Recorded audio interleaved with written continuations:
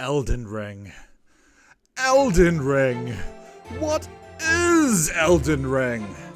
Does wearing it make me married to the R.R. Martin himself? Should I set it on fire and make lions jump through it? No, not you, Mr. Lion. You are too young and supple. It is only for the Elden Lions. Oh, I'm getting a call from Ellen Ding. All this and much more on this episode of Ripping Off the Internet Historian's Intros. Hey, none of that. None of that. Inspired by, not ripping off. Anyway, you're new to the game and you saw the thumbnail. Or you do what I do and you're just watching videos on games that you like. Or this just autoplayed. Or literally a plethora of other possibilities. The point is that you are here and I'm going to talk to you about how to have fun with Elden Ring, in my humble opinion. Alright, we're going to do this video in two parts. First part is going to be what my general philosophy on how to enjoy the game is, and the second part is going to be some tips and tricks of things I wish I knew prior. Alright, let's get into it then.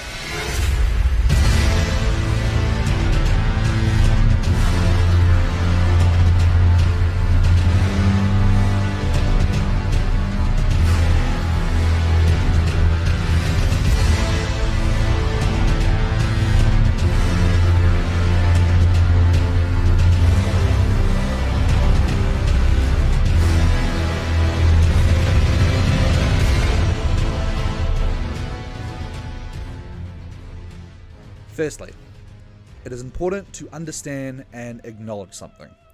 There are multiple different ways to play this game, or any game for that matter. There is a general gradient you will fall on though, starting with looking up a walkthrough.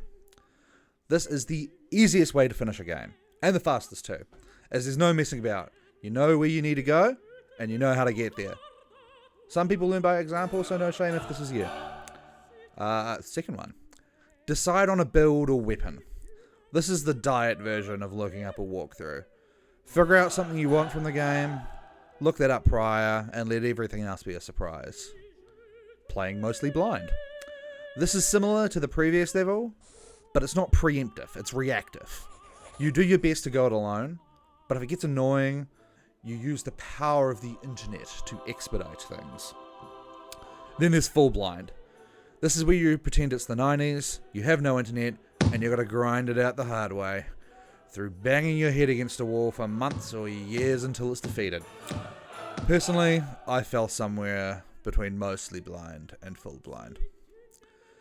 Wherever you fall on that scale, that is fine. You bought the fucking game, you can do whatever you want with it.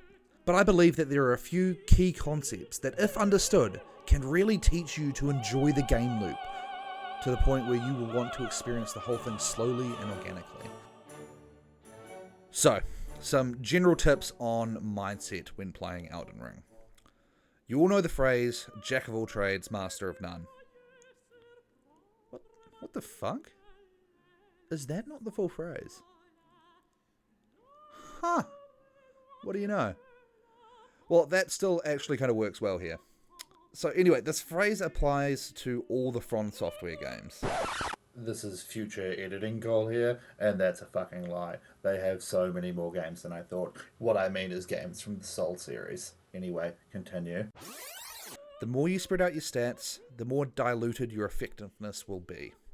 If you spec into everything, then you're not really going to be good at anything. Ooh, that's kind of small. The flip side is dropping all your points into one stat. You become a bit of a glass cannon, which can be very effective, but not necessarily fun. Really, it's up to you. I personally suggest picking 3 or 4 stats at the start of the game. I would say Vigor, because getting one shot is shit. Endurance, because fat rolling is depressing. And then 1 or 2 stats that matches the character that you're envisioning. Want to be a mage with a katana? Sick! Vigor, mind, dexterity. Want to be a big boy that wields greatswords and plays support? Do it! Vigor, endurance, strength, faith. Want to play a shield poking frenzy mage? Dope! Vigor, mind, endurance, intelligence. Want to play a blood katana wielding beast? A small section of the community might bitch and moan.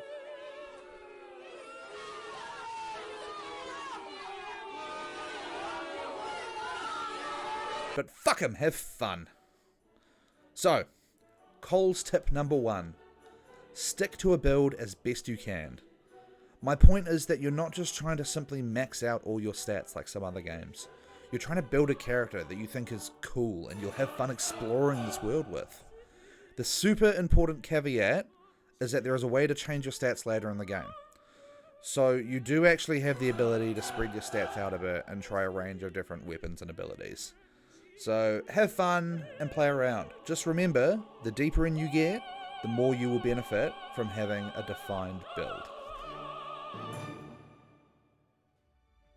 Now that you might have a general idea of who you want to be in this harsh and beautiful world, it's time to start exploring.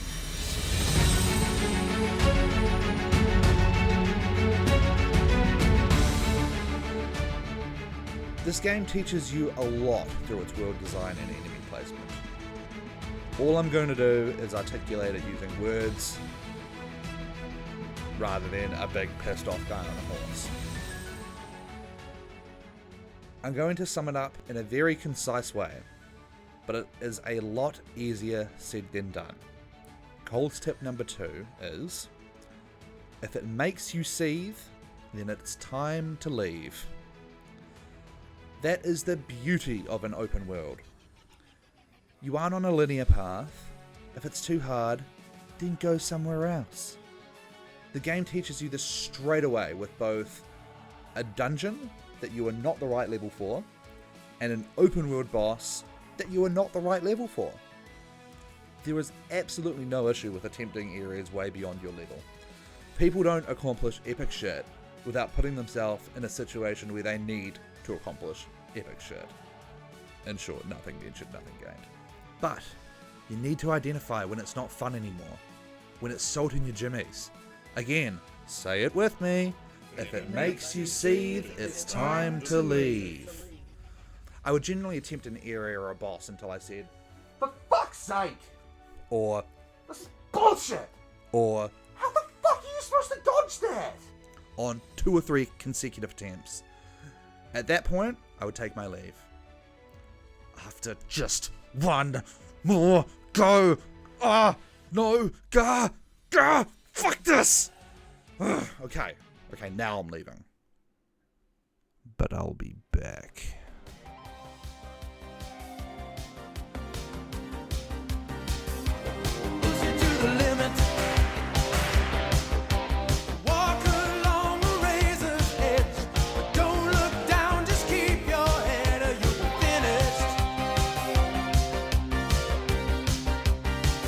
That's what you have to remind yourself when you're seething. You're not giving up, you're powering up. Open up the limit. Past the point of no return. Reach the top, but still you gotta learn how to keep it. Oh my god. The satisfaction of defeating a foe who bullied you when you were small and weak. Oh, how the fucking tables have turned. Some motherfucking anime shit right there. Oh, it gets me going. Oh, I love it. Sorry. Okay, sorry. Back or beyond. Nothing gonna stop you. There's nothing that's strong. So close now, you're nearly at the brink. So push it. Ooh, yeah.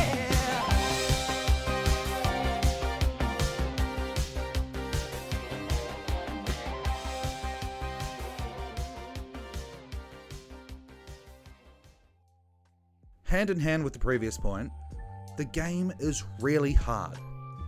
Really hard. There isn't any hand-holding in the Soul series. It's not designed for you to have a smooth experience. The exact opposite, in fact. This world has been meticulously handcrafted by Miyazaki himself to deceive you, confuse you, frustrate you, and ultimately to kill you. This is not a friendly place. This world and everyone in it wants you dead in a smorgasbord of different ways. But despite how horrible that sounds, that is exactly why this game is great. The satisfaction in overcoming a place like that is infinitely more fulfilling than overcoming a world where you're coddled. This world threw everything it had at you, everything it had to try and kill you, and you not only survived, but you thrived. So don't view it as bullshit, view it as a challenge that you can rise to. No mere game can stop you. You can overcome anything this brutal place has to offer, and you will feel like a goddamn king doing so. So tip 3, accept death and cherish success. You're gonna die a lot, because the world is designed to kill you. Accept that, and relish in the satisfaction of overcoming overwhelming odds. Alright, so tip number 4 is... Oh. Shit, is that really it? Yeah, yes. Genuinely yes. I think if you digest those 3 points and put them into practice, then that's all you need to have a shitload of fun with this game. Have an idea of the character you want to experience the universe as. Accept that death is a part of the process. Explore the world when banging your head against a wall isn't fun anymore. And relish each success, no matter how small, in a world that wants nothing more than your death. I mean, that's how I played it anyway. And I got so many hours out of my first playthrough compared to my subsequent ones. I had so much fucking fun with this game, and I just want other people to enjoy it as much as I did. That being said, what I said earlier is still very valid. You play the game how you want to play it. You bought it. You have fun with it however you want. But keeping in mind what I have said certainly cannot hurt. Alright, there you go. That's how you have fun with the game, in my honest opinion. Humble opinion. Alright, well, now let me hit you with Top 10 shit I wish I knew when I started Elden Ring. If I do it concise enough, I can chop it into shorts to increase Engagement. Tip 1. do the tutorial. I walked past it like a knob. I didn't know how to two-hand weapons until way too many hours in. Where's the tutorial? Down a hole to your right after your first boss encounter. Tip 2. On that note, two-handing a weapon increases its physical damage output. If you're using a big boy weapon, that is good to know. Tip 3. Locking on is a good way to check to see if something wants to kill you. If you can lock onto it, it wants to kill you. If you can't, potentially still wants to kill you, but they won't do it unless provoked. Also, good to spot enemies trying to be sneaky snakes. Tip 4. These things on your map are where the map fragments are. I was so deep into the game before I realized that one. Tip 5. Usually I avoid churches, but don't in Elden Ring. Sacred tears increase flask capacity. Tip 6. On that note, look out for these. They straight up give you more flasks. Tip 7. Holding up or down on the D-pad takes you to the first item in the respective list. No more desperately searching for health in the middle of a fight. Tip 8. You have a quick equip bar by holding triangle and using the D-pad. Equip them here, I have torrent is down and magic is up, so I never have to search for them. Tip 9. There are a few key items early on that I missed and I didn't find until way later. Rest at this side of Grace to get your horse friend. Go here and down this ominous staircase for the whetstone knife. This lets you add abilities and stuff to your armaments. Go here for the magic physic and use it. It replenishes when you rest at a Grace and you can add all sorts of cool effects to it. Tip 10. Have fun, friends. And remember what I said, if it makes you seethe, then it's time to leave. Thanks for watching. I had so much fun with this game in my first playthrough. I just want more people to enjoy it as much as I did. These are all just my opinions. You don't have to take any advice from this video.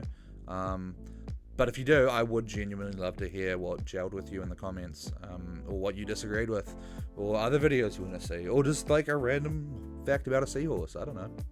Comment whatever the fuck you want. Just don't be dicks, okay? Respect your fellow human beings. Anyway, random bonus for whoever is still listening for some reason. I asked ChatGPT to do the intro in the style of Internet Historian, but it was way too formal, so I asked it again. Try again, but more random and off topic. I didn't end up using it, I just did my own thing, but oh my god, what it came back with made me laugh. So here you go. Elden Ring. Elden Ring. What is Elden Ring? Is it a ring that makes you invisible? Or perhaps a ring that gives you super strength?